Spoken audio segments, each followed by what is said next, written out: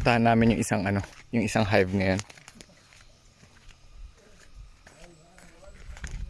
Isang hive.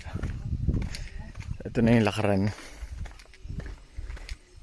Halos 1 oras at kalahati na lakaran.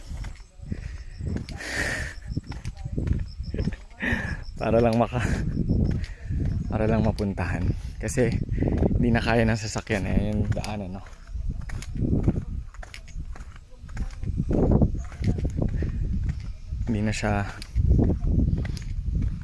Hindi kayang pasukin ng sasakyan. Sana hindi kami abutin ng ulan.